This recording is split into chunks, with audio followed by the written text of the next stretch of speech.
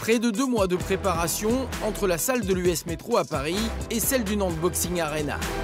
Des heures et des heures à suer, à esquiver tout ce qui se trouve autour de lui pour arriver fin prêt le 26 septembre prochain.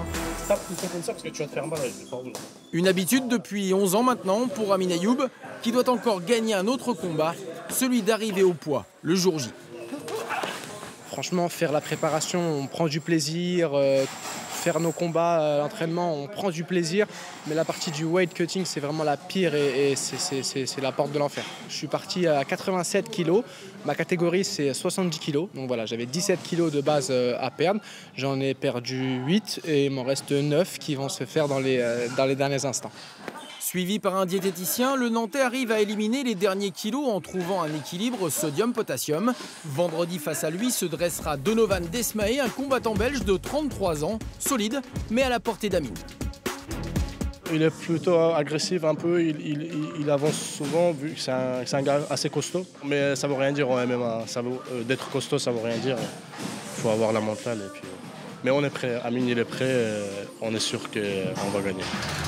Car Amine Ayoub et son staff ont désormais une expérience redoutable. 25 victoires en 30 combats dans 15 organisations différentes. Le champion peut être fier de son parcours. Ne jamais lâcher, toujours aller de l'avant.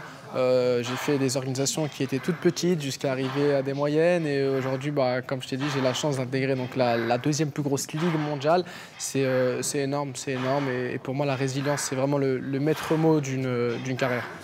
Lucide sur l'image que peut renvoyer son sport, Amine Ayoub tient à rappeler que le combattant de MMA a des droits, mais aussi des devoirs, notamment sur le plan médical. Il faut savoir qu'à chaque combat, on a les tests sanguins, donc hépatite B, hépatite C, etc., etc. On a également tous les ans l'électrocardiogramme, on a tous les 2 ans le fond d'œil, tous les 2 ans l'IRM cérébral et bien sûr le certificat du médecin chaque année pour pouvoir renouveler sa licence. Marié et père de 2 enfants, le gamin de Bellevue a bien grandi mais n'a pas l'intention de raccrocher les gants tout de suite, même si l'après-carrière trotte déjà dans un coin de sa tête. Je suis encore en forme, je suis encore prêt à en découdre pendant de longues années.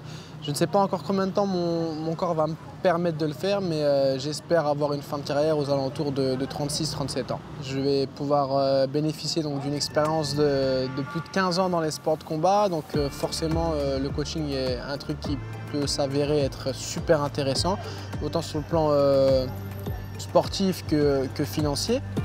Très présent sur les réseaux, sa cote de popularité n'a jamais été aussi haute. 6000 fans sont attendus vendredi au Zénith de Nantes.